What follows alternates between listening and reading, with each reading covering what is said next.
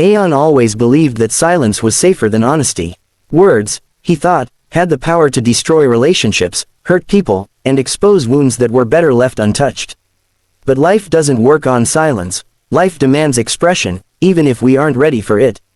Aeon and Mirab met in university, not through some dramatic incident, not through destiny's loud thunder, but through a quiet, accidental moment.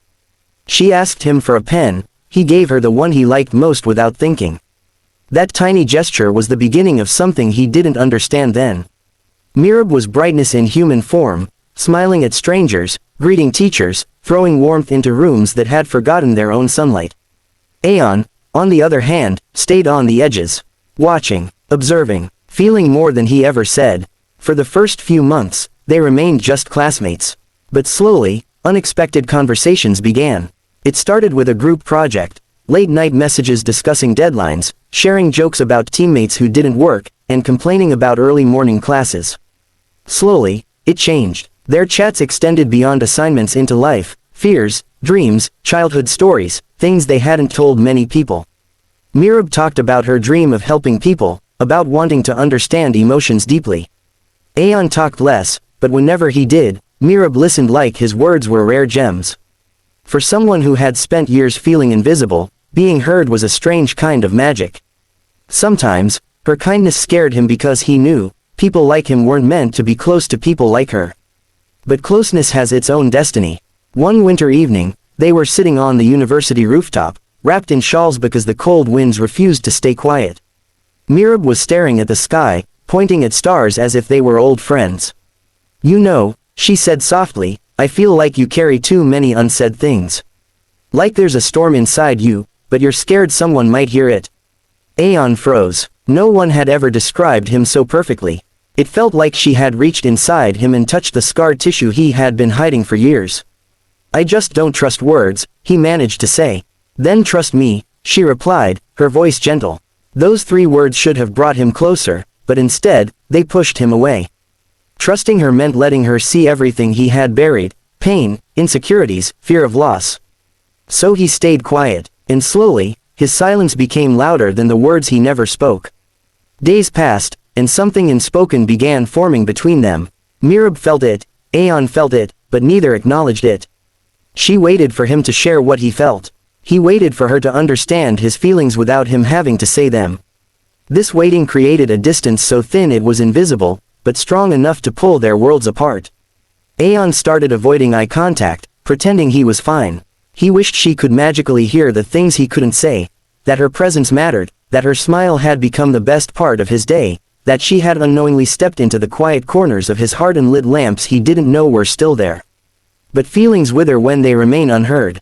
Mirab sensed the shift. One evening, she sent him a message. "Aeon, are we okay?" He stared at the screen for 10 minutes. Then typed, deleted, typed again, and finally replied with the safest lie he had. "Yeah, all good."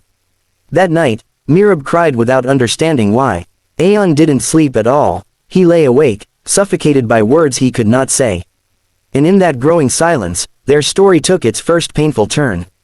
A few weeks later, everything changed. Mirab became quieter. Her smile dimmed, her laughter faded, and she stopped initiating conversations. Aeon noticed every detail but pretended not to. He thought giving her space would fix things. Instead, space turned into distance, and distance turned into disappearance. One morning, he walked into the library and saw her sitting with someone new, a guy named Saad. He was confident, expressive, talkative, the exact opposite of Aeon. They were laughing at something on her phone. She looked genuinely happy, happier than she had looked around Aeon in weeks. A strange ache tightened Aeon's chest. He walked away before she saw him. That day was the longest day of his life. Mirab didn't message him. Aeon didn't message her. 2 people who once talked every day became strangers in less than a month. Inside, Mirab felt abandoned. She had tried to understand Aeon, tried to listen, tried to stay, but she was tired of loving someone who hid behind silence. She wanted him, but he made her feel unwanted. She wasn't angry, she was hurt. Deeply. One evening, fate intervened. They ran into each other outside the cafeteria. Mirab looked at him for a second too long, and in that 1 second, Aeon saw every emotion she was too exhausted to explain: confusion, disappointment, longing, and a sadness she had learned to hide. "Aeon, can we talk?" she asked softly. The conversation he'd avoided for months was finally standing in front of him. "Sure," he whispered. They walked to the rooftop, the same place where she had once asked him to trust her. The wind was cold, but the silence between them was colder. Mirab spoke first. "Did I do something wrong?" "No, never." "Then why did you distance yourself?" Aeon swallowed hard. "I didn't want to hurt you. You hurt me more by saying nothing." He closed his eyes. Those words pierced him like truth always does. "Aeon, I waited," she said. "I waited for you to say something, anything. I tried to understand you, but I can't read a heart that refuses to speak." He wanted to tell her everything, that he cared, that he felt deeply, that he feared losing her so much that he lost her anyway. But the words got stuck again. Silence won. Again. Mirab wiped a tear from her cheek, embarrassed that he saw it. "I can't do this anymore," she whispered. "You feel so much, but you say nothing. And I'm tired of guessing." Aeon's breath trembled. She was slipping away, and he knew it. "Mirab, the sentence remained unfinished, like so many things between them. She shook her head gently. "It's okay. Some people are meant to stay in our lives quietly. Maybe you're one of them." Then she walked away. Aeon didn't follow. He stayed on the rooftop long after she left, staring at the empty space where she had stood. His heart felt like a sealed box filled with unsent letters. Words he should have said echoed inside him. "I care about you. I'm scared to lose you. You matter more than you know." But it was too late. Feelings unheard become wounds unhealed. And Aeon finally realized that silence doesn't protect hearts, it breaks them. Months passed. Seasons changed. But the space inside Aeon remained frozen. Mirab had moved forward, not necessarily happier, but stronger. She learned to live without waiting for someone who wasn't ready to speak. She still cared for Aeon, but caring from afar felt safer. Aeon, meanwhile, was a different person now. He felt everything too deeply, her absence, his mistakes, the weight of things unsaid. Regret has a way of whispering at night, and his regrets screamed. One afternoon, while walking across the campus courtyard, he saw her again. She looked different, more composed, more mature, more settled. Her laughter now echoed with healing, not the softness of old wounds. He froze. She noticed him but didn't look away.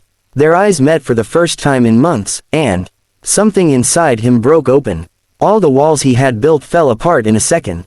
This time, he didn't run. This time, he didn't hide. This time, silence wasn't an option. He walked toward her. "Mirab, can we talk?" She nodded, surprised. They went to a quiet bench under a tree. For a moment, neither spoke. But this silence was different. It wasn't heavy. It was waiting. Aeon took a deep breath. "I owe you the truth," he began. Mirab looked at him calmly. "I pushed you away because I was scared. I thought, if I opened up, you'd see everything I've been trying to hide all my life. My fears, my insecurities, my past. I didn't want to burden you." "You wouldn't have," she whispered. "I know. Now I know," he said. "But back then, I wasn't ready to believe anyone cared that much. You were the first person who really saw me. It scared me, more than anything." Mirab's eyes softened, but she remained quiet. "I didn't stop talking to you because I didn't care," Aeon continued. "I stopped because I cared too much. I just didn't know how to say it. And by the time I understood what you meant to me, you were gone." Mirab sighed, a long, tired sigh. "Aeon, I never wanted you to be perfect," she said. "I just wanted you to communicate. To let me in. Relationships can survive anything except silence." "I'm sorry," he said, his voice breaking. "I'm truly, genuinely sorry." A tear slid down her cheek. Not of pain, of closure. "Aeon, you're not a bad person," she said. "You just loved quietly. Too quietly." He nodded. "I don't expect anything," he said. "I just wanted you to hear what should have been said long ago." They sat in silence for a few moments, but this silence didn't hurt, it healed. Finally, Mirab spoke. "I forgave you a long time ago," she said gently. "But Aeon, we're on different paths now. We learned from each other, we grew, but going back, that's not what life wants from us." He nodded again, understanding. This wasn't rejection, it was acceptance. Some stories aren't meant to end with togetherness. Some end with growth. Mirab stood up. "I hope you never hide your feelings again," she said. "Not for anyone, not even yourself." Aeon smiled. A real, peaceful smile. Thank you, for everything. She walked away, not in pain this time, but in peace.